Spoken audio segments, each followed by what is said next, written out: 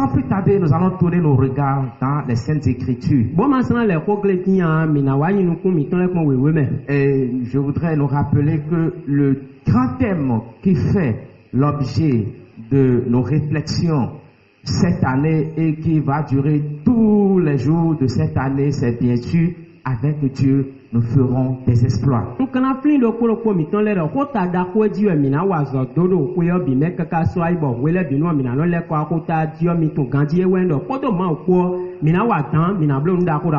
nous n'allons pas nous écarter ce matin de ce chemin que Dieu a tracé pour la vie de cette église. Puisque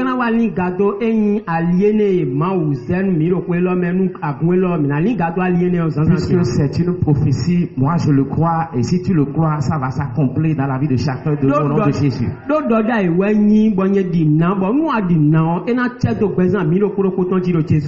Mais le sous-thème que je m'en vais vous proposer ce matin, c'est la marque des grands hommes de Dieu.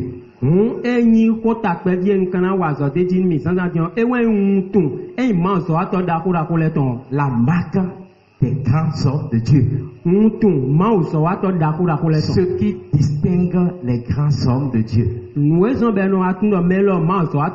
Ce qui les met à part. Alléluia. Amen. Et ceux qui font des exploits avec Dieu sont appelés les grands hommes de Dieu.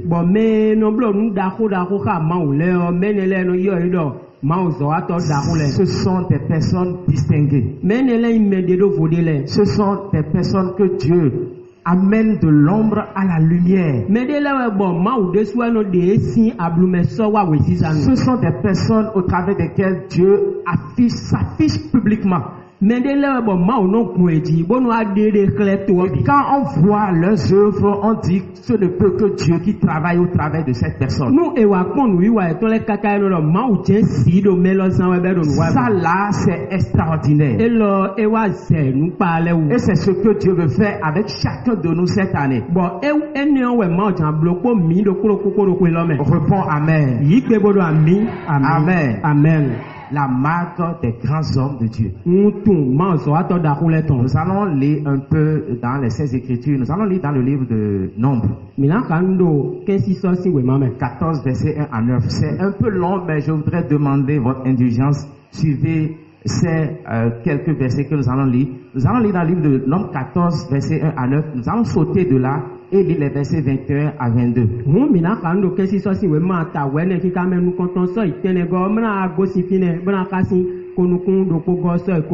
allons nous baser là ce matin pour tirer quelques leçons de ces grands hommes de Dieu.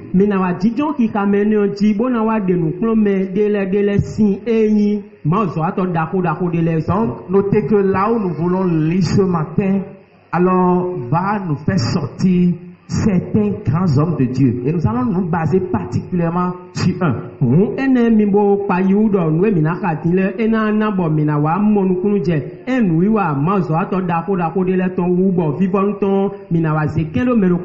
Ça va nous amener à savoir ce que Dieu attend de nous cette année, peut-être dans 2 ans, peut-être dans 3 ans, dans 5 ans.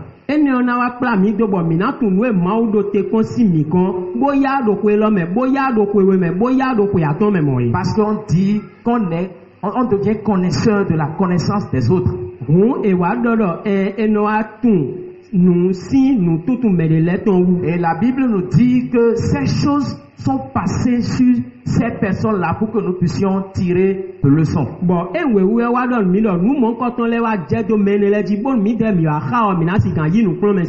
Alléluia. Amen. Suivons correctement la lecture. Si quelqu'un trouve, il n'a qu'à nous lire ça. Et poussèrent des cris, et le peuple pleura pendant la nuit. Tous les enfants d'Israël murmuraient contre Moïse et Aaron, et toute l'assemblée leur dit: Que ne sommes-nous morts dans le pays d'Égypte, ou que ne sommes-nous morts dans ce désert? Pourquoi l'Éternel nous fait-il aller dans ce pays où nous tomberons par l'épée, où nos femmes et nos petits enfants deviendront une proie? Ne vaut-il pas mieux pour nous retourner en Égypte, et ils se disent l'un à l'autre, non, nommons un chef et retenons en Égypte. 5. Moïse et Aaron tombèrent sur leur visage en présence de toute l'assemblée réunie des enfants d'Israël. 6. Et parmi ceux qui avaient exploré le pays, Josué fils de Num et Caleb fils de Jephunneh déchiraient leurs vêtements. 7. Et parlaient ainsi à toute l'assemblée des enfants d'Israël. Le pays que nous avons parcouru pour l'explorer est un pays très bon, excellent. Verset 8. Si l'Éternel nous est favorable, il nous mènera dans ce pays et nous le donnera. C'est un pays où coule le lait et le miel. Verset 9. Seulement, ne soyez point rebelles contre l'Éternel et ne craignez point les gens de ce pays, car ils nous serviront de pâture. Ils n'ont plus d'ombrage pour les couvrir. L'Éternel est avec nous, ne les craignez point. 21 à 22. 21 à 22. Mais je suis vivant, et la gloire de l'Éternel remplira toute la terre. Verset 22. Tous ceux qui ont vu ma gloire et les prodiges que j'ai faits en Égypte et dans le désert, qui m'ont tenté déjà 10 fois et qui n'ont point écouté ma voix.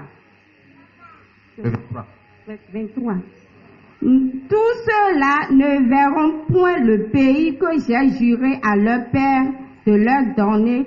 Tous ceux qui m'ont méprisé ne le verront point. 24. Et parce que mon serviteur Caleb a été animé d'un autre esprit et qu'il a payement suivi ma voix, je le ferai entrer dans le pays où il est allé, et ses descendants le posséderont. Merci. Enfant.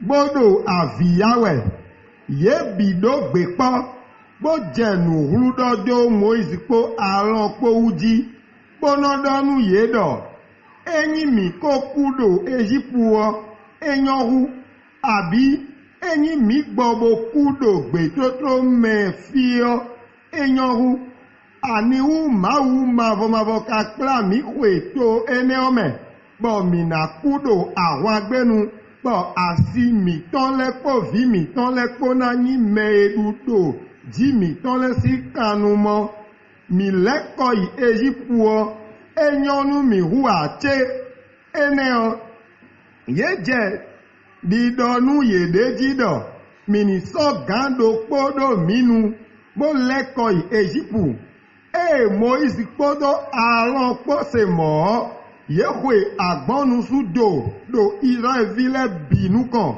nyawedele kado yeme, nyawedele kado yeme iba donu to oleme, Josué nuni vio podo Kalebu, Jephunneh vio po, yedele sin home, bo fun awudo konu yede, podonu Israel vile do, to emi iba dona to dagbewe, nu mawu mavo nyo home do mi wuo, enakla mi yi to ome, bonana to mi, anosin po win po, no sado fine, nuewe po nwodie, mi ma fon gudo mawu mavo dio, mi maka ikesinu to ome nuleo, do mi na dudo ji eton, vodun enotion alo ye di lete sodo ji eton a, mawu mavo kado poka mi dele, mini bo ma ikesinu yeo. Le 23 et le 24.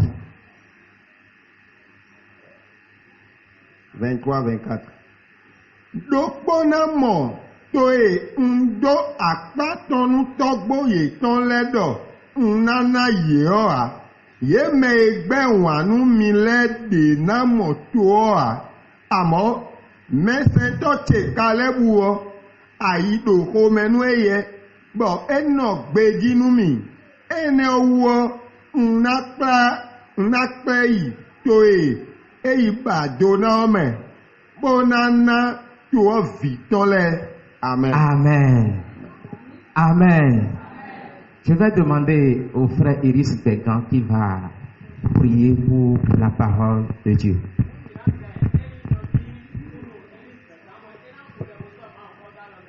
Akuno Jesu maglemancha mama Abraham ton ndo tenwe ganho bo ayado honu vitwele ho twino jete mawandea umbio weti bodo ho twini je aikudo ndagbeji bonu aihaiko pe aihaiko wa tro tagbadepo aihaiko wa sise hero meti todo ublakuo ena si ho utubo aihana lekotula wa jekpo ena si ho utubo honyo ena boisson lomiteti huona so bonana miawa jije huona jete lukuna deji bona dio walode nzeme na do kura lo tume ako zenwa yi le voisinu mi bonu tokutu eni motona bon eyeji mena ti me gbe nzala tume wa ne ho bibole wa ne ho dagbele bonu togu ena se ho bonde to me togu oni mo wezisa toruko Jesu to me huredi. Amen. Alléluia. Alléluia. Nous réclamons souvent que nous sommes des enfants de Dieu, que nous sommes chrétiens. Et nous réclamons, nous revendiquons ce droit-là. Et quand on nous demande et quand peut-être je vais demander qui sont les enfants de Dieu ici ce matin, je suis sûr que tout le monde lèvera la main. Minodo mi mauvi bo minodo mi krisan bo minodo ene do we bo cambia minodo mi krisan ndo kan le jiro nu cambia lo figi do mela yin mauvi lo figi on me bi kui na dia le ton le dagada. Et souvent quand on raconte certaines histoires concernant certains hommes dans la Bible, nous sommes sidérés, nous sommes contents, nous voulons les ressembler, nous voulons faire leur exploit, ce qu'ils ont fait dans le temps là. On aimerait faire comme eux. Bon, Dieu nous est wado temps, mais ma so atode le ton do we me eno nyose mi, bono da wa jije mi, bon mi no bana wa nu di edon, mi no bana chi edon. Surtout quand on parle de Moïse. Nous et wado Moïse ko tra la Josué ko, de Caleb, et de Caleb ko, de Gédéon, et de Gédéon ko, de David, et de David ko, de Joseph. Joseph ko. Oh, on aime tant ressembler à ces personnes-là. Mais en réalité, qu'est-ce qui fait la différence entre ces personnes-là et leurs contemporains? Qu'est-ce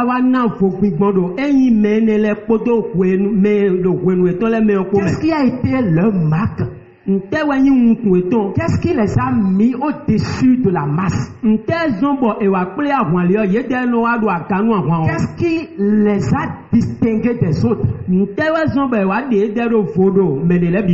C'est en réalité ce à quoi nous devons penser.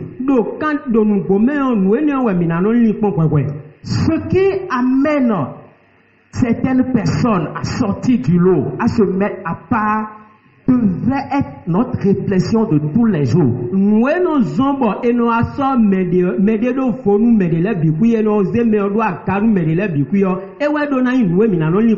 Avec Dieu, cette année, nous ferons des exploits. Ça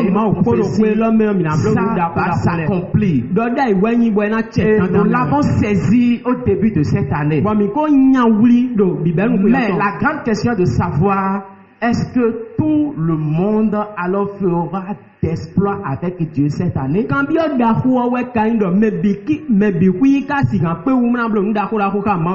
L'histoire des chrétiens a toujours montré que beaucoup sont appelés, mais c'est peu qui répondent toujours à l'appel.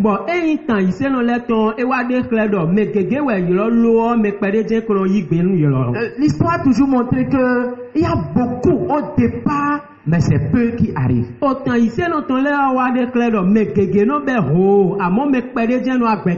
pas que le Seigneur ne veut pas que tout le monde arrive à destination.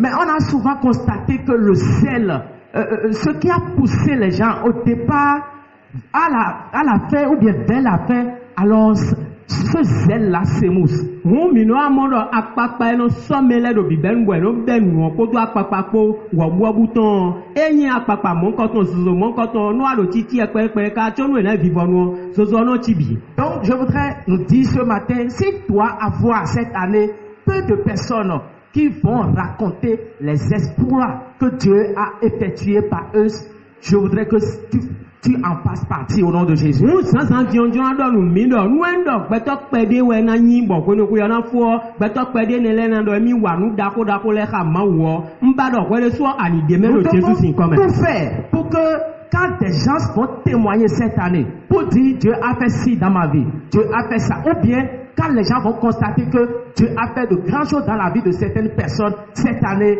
il faut faire tout pour en faire partie. Mina blo nu bikui bonu mede le na de kunu kabi na de kunu mna do ma blo le do gbezan ti kabi e na wa pon gbezan de le se do mna do a ma wa nu dako do gbezan lo le mewe nyo gbezan mi ton le suni de me. Mais ce qui va nous aider, nous allons voir quelques marques, quelques caractéristiques de certains grands hommes, ce qui les a permis d'en arriver, de sortir de la masse. Nous allons voir quelques marques de ces personnes. Zanzan dion mi kana wa monu kunu je mi na wa do ko do mutun e zombo e wa de e ma zo ato da ko ne le e wa de do fo bo wa do de do fo de be mo do me lo le me tian we be tian do fo le mi na mo nu je un. Nous allons nous appesantir surtout sur la vie de deux personnes, en l'occurrence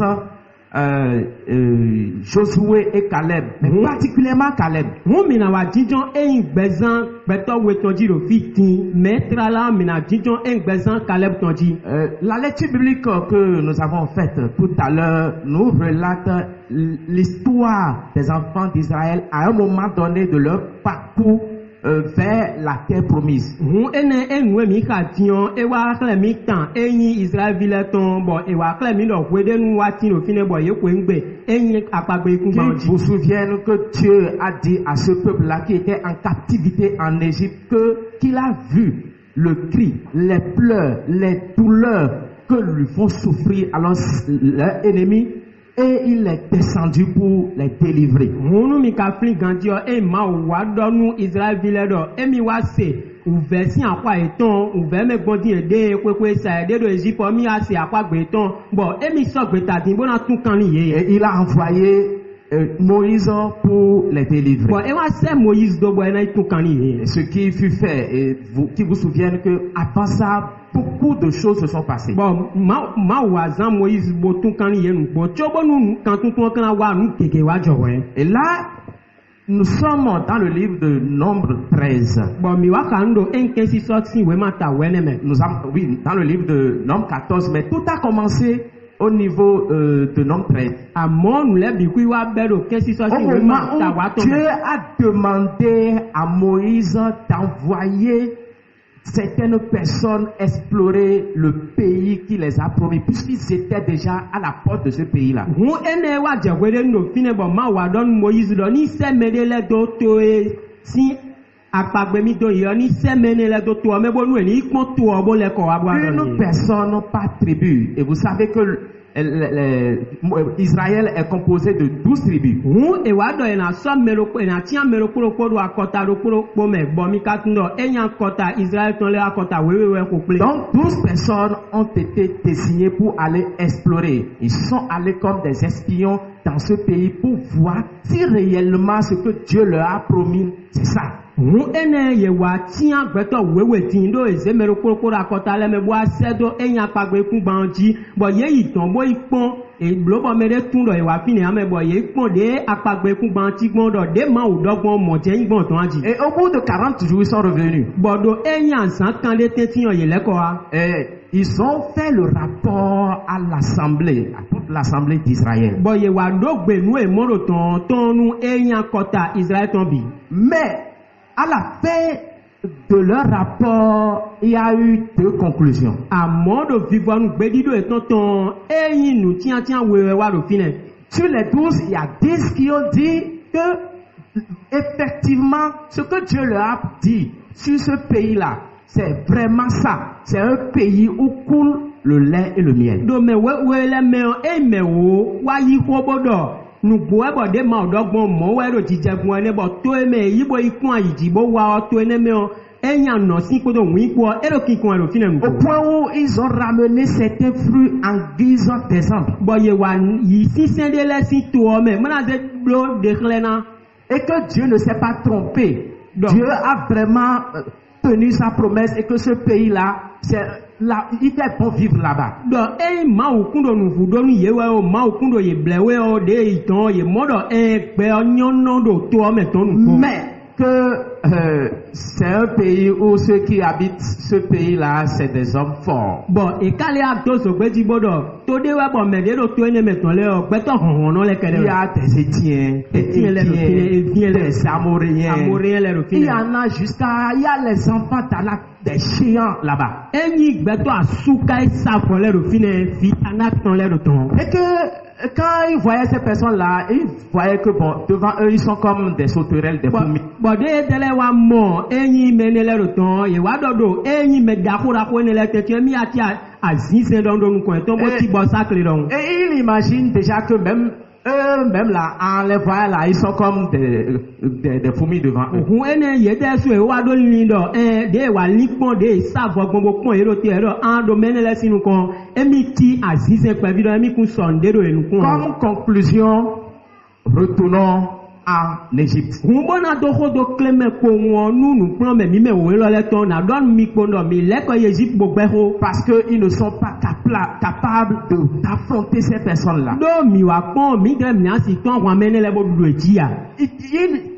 C'est un pays où il y a des grandes villes fortifiées. Ils ne peuvent rien faire. eyin to de webo enyi to ko e do to ene meteme le ye sa vota ye to ye do ron de su mi si wa nde nu ko ton Et que, bon, ce qu'il a mieux de faire, c'est de retourner. nu e mi me wo lo le mi na pon mi pon wendo mi le ko ye ji po na nyonu mi wu Mais il y a parmi eux deux, il y a Josué et Caleb qui ont dit, non mais taisez-vous les amis.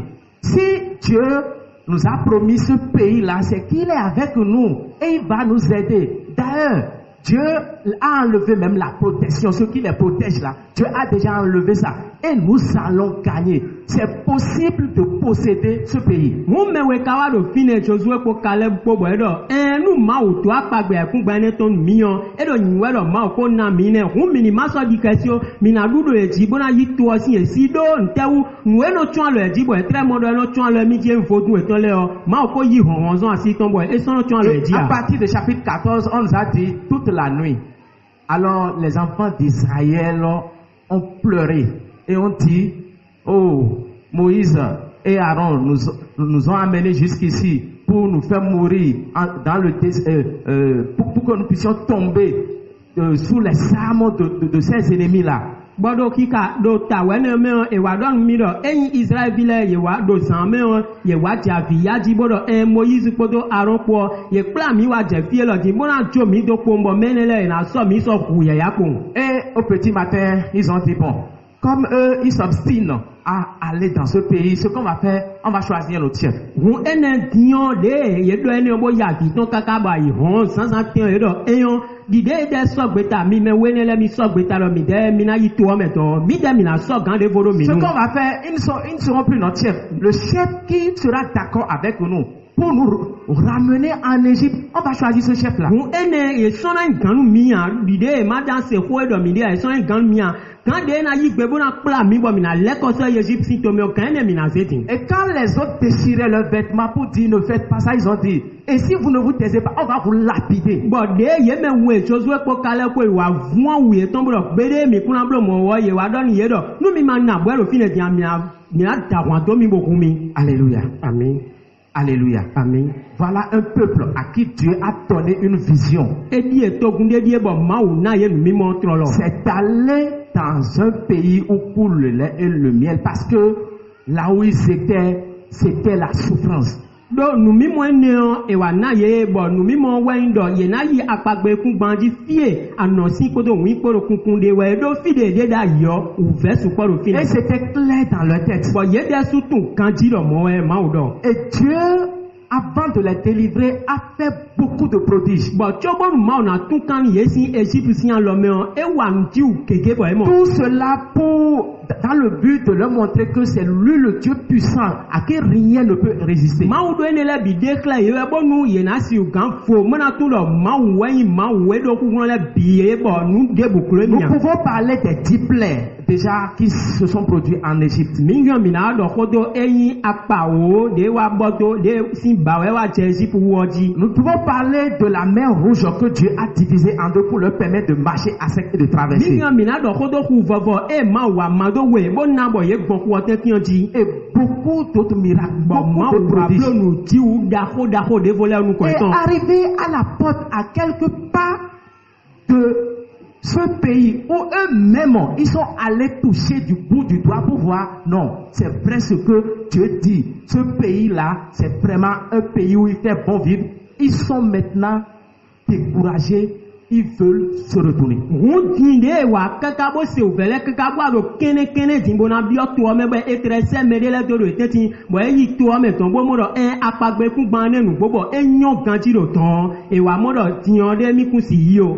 Ils veulent traiter Dieu d'incapable. Ils veulent traiter Dieu de menteur. Parce que s'ils se retournaient en Égypte, ils seront ridiculisés. Hun ene ye jan yo ma do atigbano ye jan yo ma do me ma pe nu wa e do pe do tewu nu e wa leko Égypte to me on e na cha e ko lesu. Mais est-ce que leur Dieu, est-ce que le Dieu Tout-Puissant va accepter ce comportement-là? Dion e wa lo ene na zen de na leko Égypte to me ma u ku le bi no na yi gbegbe na blo mo. Et c'est là Dieu va manifester sa colère. Fine we ma u na de ko merci ton Et plein. a traité ceux-là qui s'opposaient à lui, ceux-là qui se sont rebellés contre lui, de des personnes qu'il faut exterminer. Bon, ene ma u na wa zegbeta mena do me de wa fon ku do ko mi ton ti bo ma ba mena yi apagbe ku gbanji ami na ku ye bi.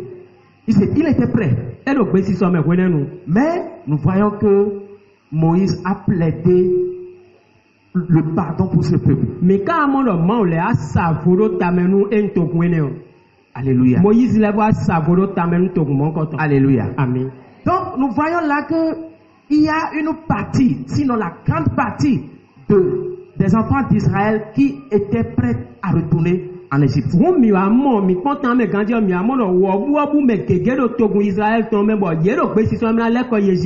Beaucoup ont quitté l'Égypte, mais peu sont prêts maintenant à entrer dans la terre promise. Dans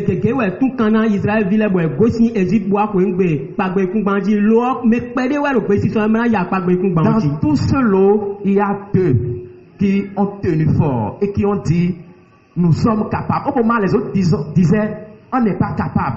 On ne peut pas. Les autres disaient, on est capable. Dieu est avec nous.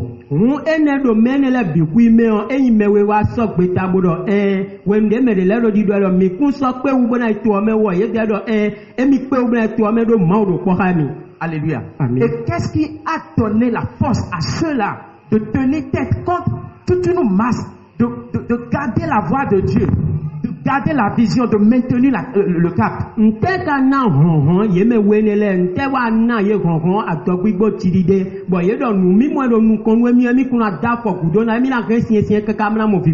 Et c'est ça la première marque, sinon je dirais la principale. C'est le socle, c'est le soubassement. Et Dieu va révéler ça dans le verset 24.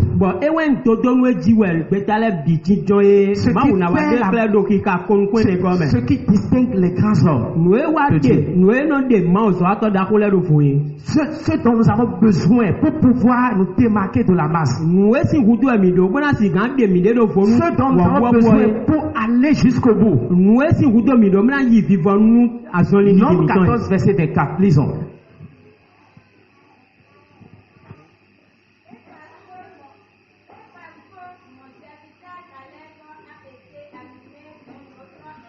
Et parce que mon serviteur Caleb a été animé d'un autre esprit,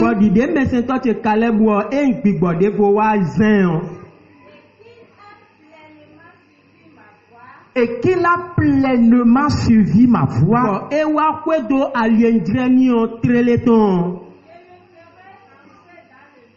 je le ferai entrer dans le pays.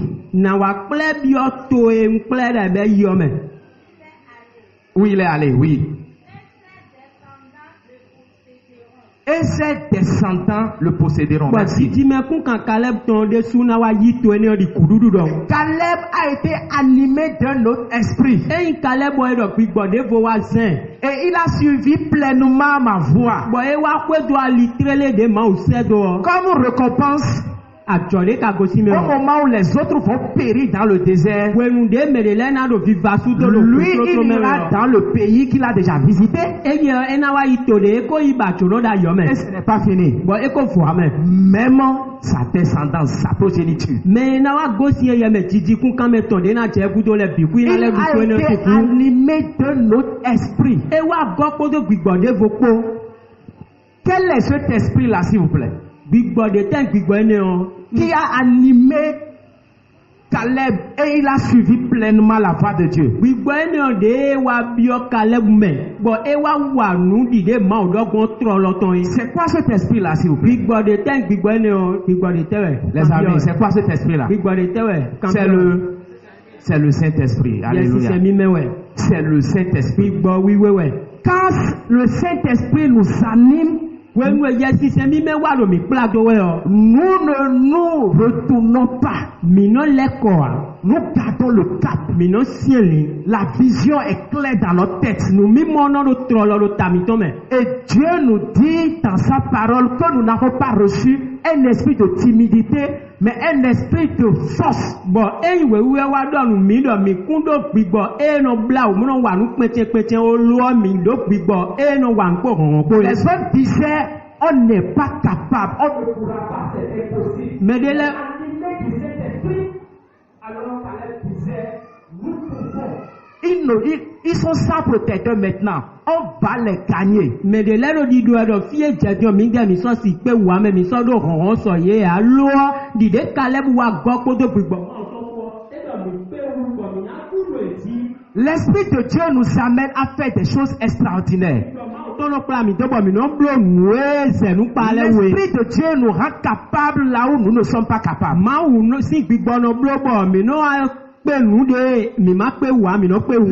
beaucoup abandonnent, nous tenons fort. Là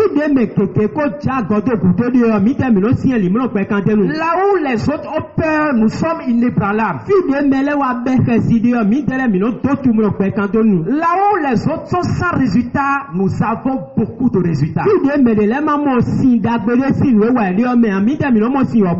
c'est ça ce que le Seigneur veut pour nous cette année au nom de Jésus. Est-ce que nous sommes animés de l'Esprit de Dieu?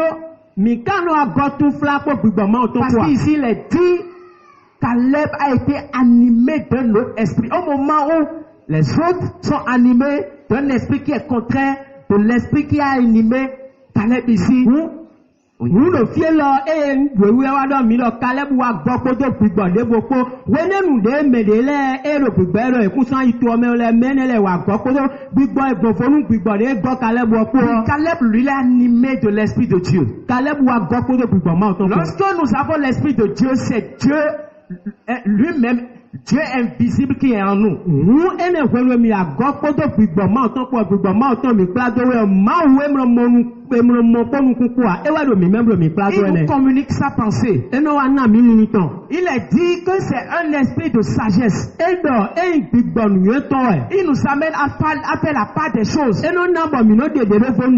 Aujourd'hui, nous voyons que quand nous prenons alors notre monde aujourd'hui, nous voyons que les gens abandonnent facilement. Non pas qu'ils font face à des gens comme les Étiens, les Éviens, les Amoréens, ou bien les fils d'Anak, ces géants-là.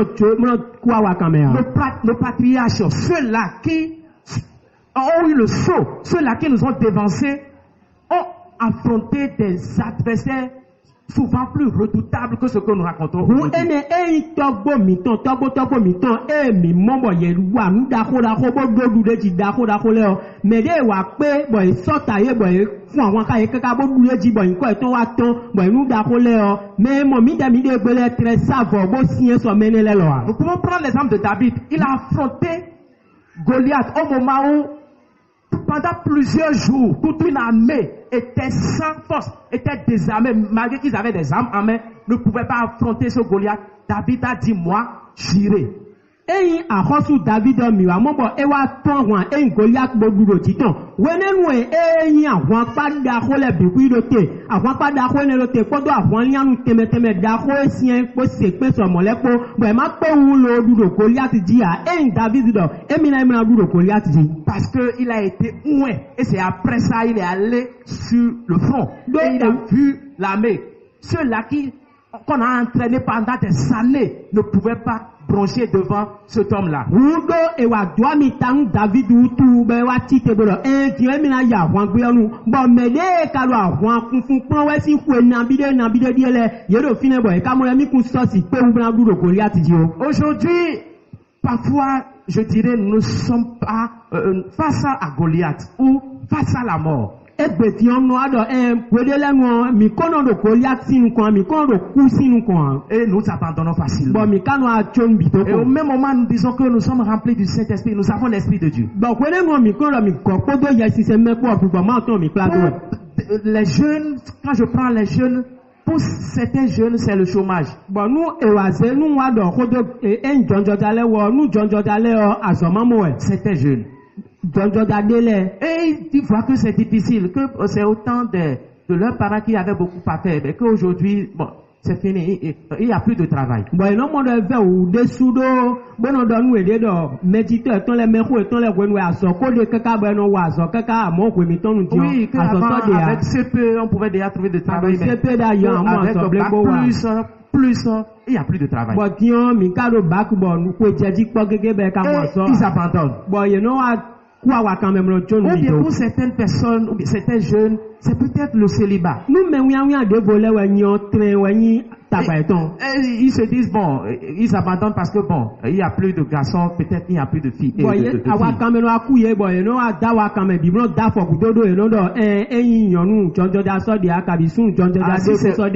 dans l'église aujourd'hui,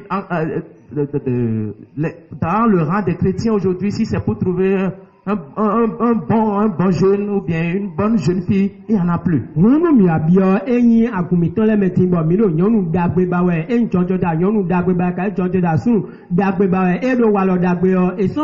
ils s'abandonnent. Pour d'autres, c'est que le foyer dans lequel ils sont tellement c'est chaud, et à côté ça marche là-bas, mais il semble que chez eux là ça ne marche pas, et ils sont prêts à rebousser chemin. Nous mettons voleurs et un de meilleurs et ouais de yoso sur mon boy non mon et un de la pâté et qu'à famille est fait bon nous bidons y ouais ni si bon ne bon et mille cinq de meilleurs yoso à de son boy non le petit sommet blanc d'accord goudon. Pour d'autres personnes c'est peut-être les dettes. Ils en ont jusqu'au coup au point où ils sont prêts à abandonner la lutte. Nous mettons voleurs à Hawaii pro tabayeton boy non à nous kaka bon le petit sommet blanc chon bidon. Dans d'autres familles, pour certaines personnes, c'est ils ont peur des sorciers. Si jamais je fais ça, c'est fini pour moi. Au même moment, ils disent qu'ils ont l'Esprit de Dieu. D'ailleurs, je ne vais plus au village parce que s'il me va maintenant, c'est fini. Et il y en a qui sont allés au village maintenant, ça fait déjà 3 ans, 4 ans, 5 ans, parce qu'ils ne vont pas aller là-bas. Et quand on dit, cette année, avec Dieu, nous ferons des esprits, ils disent Amen. Mais ils sont allés au village, mais ça fait 5 ans parce qu'il y a quelqu'un là-bas.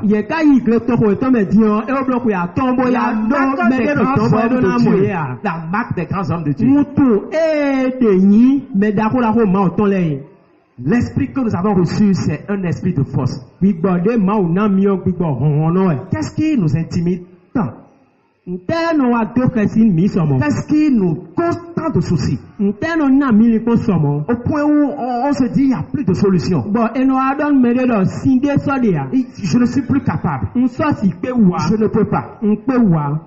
Ça, c'était le rapport, la conclusion des 10. On ne peut pas. On va retourner. Npe wa lido eyin kokleun eyin beta vivon ton de yeme wo lese gwelengo ene npe wa. Il y en a qui se disent, bon, je ne peux pas faire ce travail-là, c'est déjà trop dur. Il faut attendre 2 ans, 3 ans pour commencer par en bénéficier, c'est déjà trop. On ne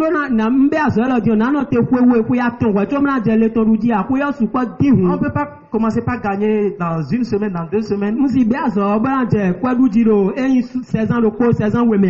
Qui nous a dit que ça a été toujours facile? Pour ceux qui se sont démarqués, ça a été toujours difficile. Il y en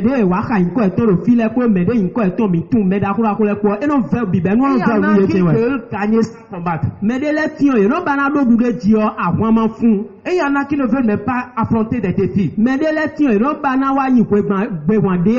quand nous lisons bien la parole de Dieu, la vie chrétienne, c'est une vie de défi. Vous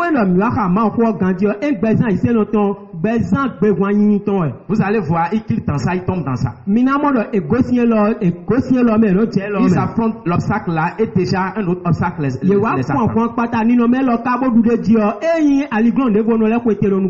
oui, et c'est dans tout ça que le Seigneur montre sa gloire. Est-ce que c'est la maladie qui t'intimide? Et quand tu entends ça a tué telle personne, tu as tué telle personne, tu te dis mais c'est fini. Pour moi aussi c'est fini.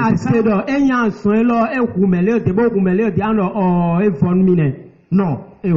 Caleb a dit nous pouvons. Au moment où les autres disent ils ne peuvent pas guérir de cette maladie, dis-toi, je serai guéri. Je vais être guéri de cette maladie. Au moment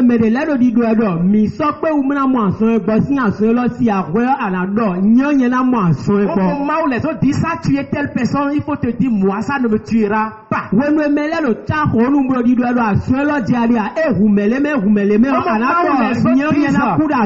ce travail là ça ne marche pas, dis-toi pour moi va marcher.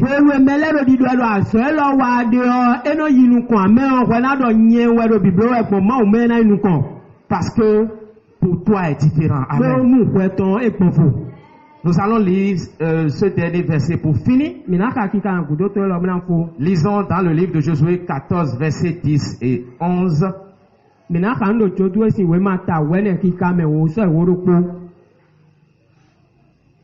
Josué 14, 10, 11. Il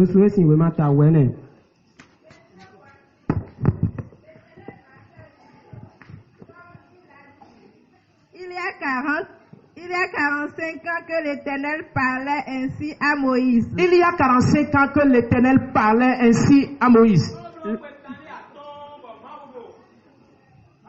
Lorsqu'il marchait dans le désert.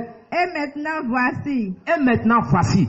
Je suis âgé aujourd'hui de 85 ans. Je suis âgé aujourd'hui de 85 ans. Je suis encore vigoureux comme un jour où Moïse m'envoya. Je suis encore vigoureux comme au jour où Moïse m'envoya. J'ai autant de force que j'en avais alors. J'ai autant de force que j'en avais en ce moment. Soit pour combattre. Soit pour sortir et pour entrer. Soit pour sortir ou pour entrer. Enfant. Merci. Mavona didomi. Le edogbon e. Mavona doko ene onu Moïse yo. Kwekande atondie. Mavona doko ene onu Moïse yo. Kwekande atondie. Wenenu. Israël vile kodo yi wedo gbe trotro me. Egbedion. Kwekanwe aton wendo. Kale kodo uche.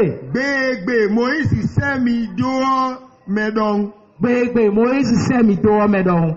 Nledo hlọ̀hlọ̀ dín. Nlẹ́dọ̀ ọ̀rọ̀ dín. Wèé ní ọ̀nù dán. Wèé ní ọ̀nù dọ̀hún. Bónádó fún àwọn. Bónádó fún àwọn. Àbí bónádó wà àzọ́bí. Allô, Bónádó wà sọ́bi. Alléluia. Qui parle ici, c'est Caleb. Alléluia.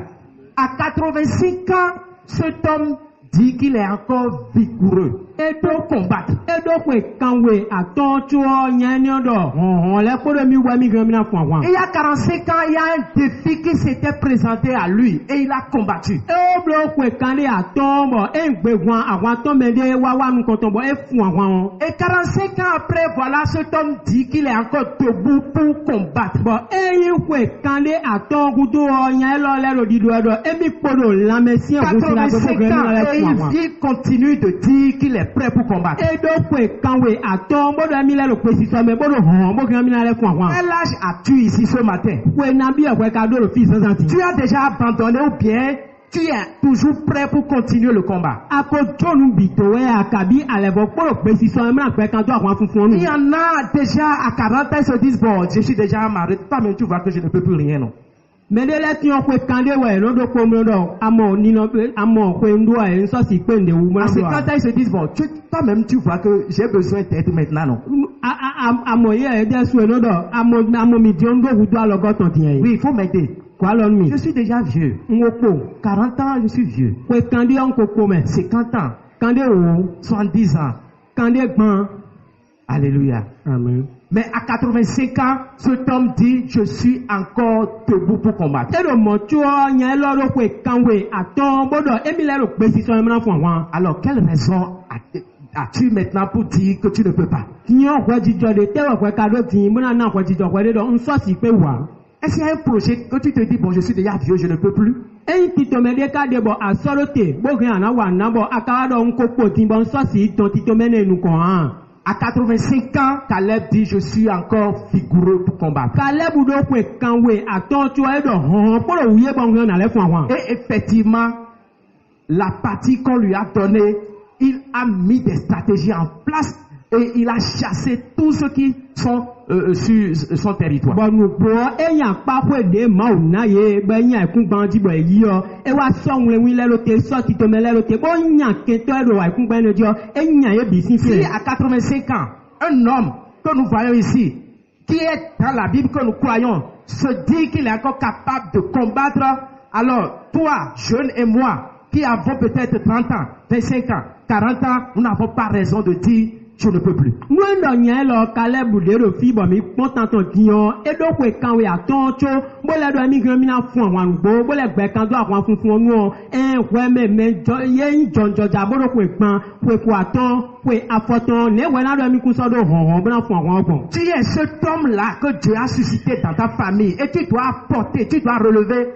les défis qui sont dans cette famille. We yin mede ma o so do kenu to me bo ana bro nu bi kwi mra yin mra fun tan mra fun ga pan mra fun ga mra fun ta ga panta ko wan de ro nu kon to ro kenu to me o. Si tu es animé de l'esprit de Caleb, à moins que tu n'es pas animé de cet Nu esprit. awa ko podo en gbigbo Caleb ton po jian si wa Je ngbon. dis et je répète, tu es choisi dans cette famille-là, dans cette église, dans ce pays, pour relever les grands défis. Nwa do bo to so gbe ji do esewe ti an we ro kenu ni me do akun lo me do to lo me. Mra si gan duro pe ta zize ni oji. Alléluia. Amen. Amen. Amen. Amen. Amen. Avec Dieu, nous ferons des exploits. Kodo ma ko mi na wa tan Si bo nous lo sommes da ko da animés ko de l'esprit de Dieu, nous sommes capables de faire face aux défis. Ce qui nous intimide, ce qui nous désarme, nous sommes capables de les affronter. Nwendo mi wa do ma o si gbigbo do mi me o mi na pe u mra si u gan panu kan eyan wan funfun de nu kan mi tan mra si gan duro anu e no do alu e mi mele mi na duro e biji. Plus de raison. Mi so do Si we à di do dia. 85 ans, quelqu'un me dit ici qu'il est prêt pour continuer le combat, alors là, je dirais doublement je continue le combat. Ene nwendo mede wa do kwe kandi akanwe aton ro fitin bo le do hon po mi u bo ko do gbigbo ma ton po mi gan mi na le fun àwọn na do bo to so gbe ji do na gbe kan to eyan àwọn funfun nu gbe ti me. Triplement, je continue le combat. azɔwe azɔatɔ na kpɔɖo ahɔn fún ɛ. Nous n'allons pas abandonner. mina tsodo gbede a. Nous n'allons pas nous laisser intimider par les problèmes, les situations de cette vie. mina tso mi le to bɔ eyi gbɛmɛ fisi tagbalɛ eyi gbɛmɛ fisi ninɔmɛlɛ ɔ na zi mi ti bɔ mina ti kui ya. Comme Josué et Caleb, nous irons jusqu'au bout. di Josué kpɔdɔ kalẹ kpɔdɔ ŋɔ mina fɔ àwọn akasɔ ìfifɔnu. Si tu as permis que nous soyons toujours en vie, c'est qu'il a déjà fait le grand miracle. nue dɔ mawu wa nabɔ mi kpɔlɔ gbɛwɛ nyɔ mawu ko blo nutsiwu da ko biɔnɛ. Le reste, c'est des bonus. de kpɔ nukɔ nulɛwɛ. Nous allons nous tenir debout. mina tite. Nous allons prier. gbɔna ko dɛ. Nous allons dire à Dieu, mina dɔ nɔ kunɔ dɔ. anime-moi de ton esprit au point où je serai capable de continuer le combat. wa gɔmi kpɔtɔ gbigbɔ tu ekpɔ bɔnu ma si gan pe wo gbɔ gbɛ kan to àwọn funfun nu. Aide-moi à remporter les combats, les grands défis qui sont devant moi. wàhálà mi bɔnu ma dudo eyi gbɛ fún ɛrɛ nukɔtsɛlɛ ma dudo ebi dzi. Prie comme ça au nom de o Jésus. jɛ gbɔmɔ do Jésus si kɔmɛ. Si tu es animé de l'esprit de Dieu ce matin, prie. nù àgɔ kpɔtɔ gbigbɔ ma ɔtɔ kpɔ sɛnɛ diɔ ko dɛ. Élève ta voix et prie. zegbe tu daga bɔ ko dɛ.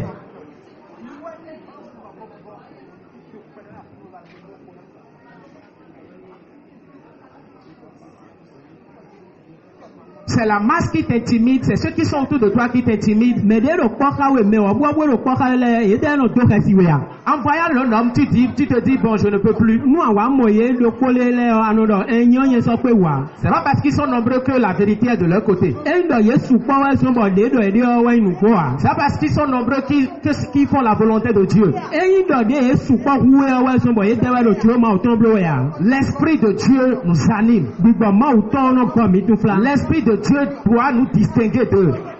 gbigbɔ ma o tɔn do na de mi dɛlɛ do foli ye. Prie. ko dɛ bɔ bia gbigbɔ ma o tɔn. Demande à l'esprit de Dieu de t'animer.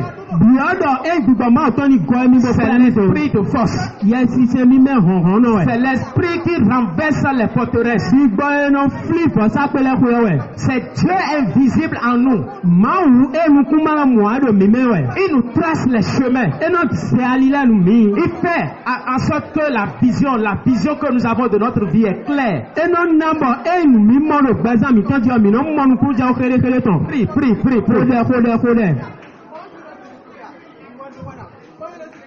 L'esprit de force.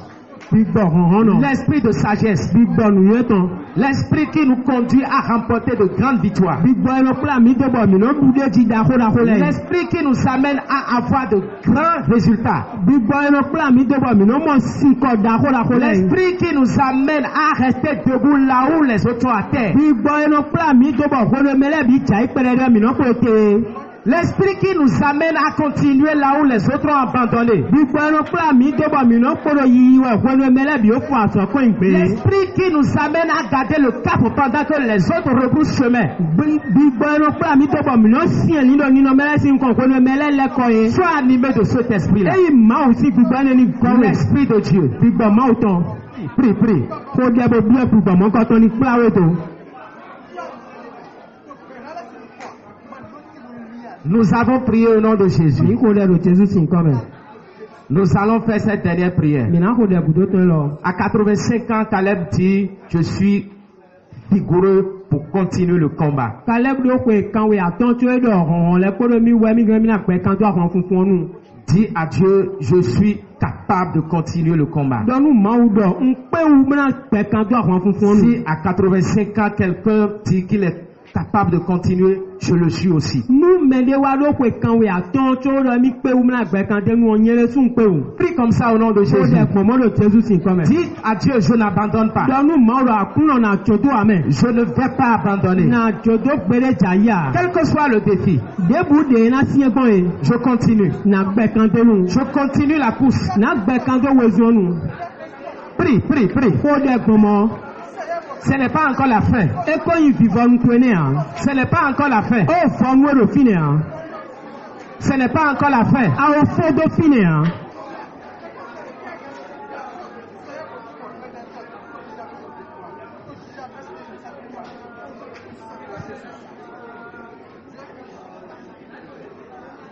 Dis à ceux qui t'intimident actuellement que tu vas continuer. Ce qui te fait peur, au point où tu veux abandonner, dis-toi la chose, je veux continuer.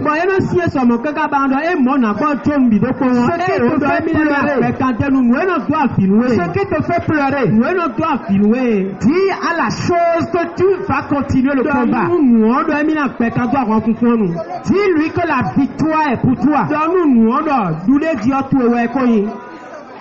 Je n'abandonnerai pas.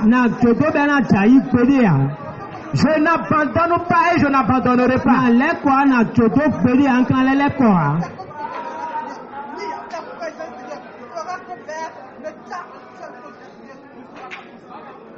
La victoire appartient à ceux qui n'abandonnent pas. Caleb et Josué sont allés jusqu'au bout parce qu'ils n'ont pas abandonné. Ce n'est pas encore la fin. Dis que tu ne vas pas abandonner. Dis je suis capable. La Bible dit que celui qui est faible dit je suis fort. Dis à Dieu je suis fort. Avec Dieu tu es fort. Celui qui est avec toi est plus grand que celui qui est dans le monde.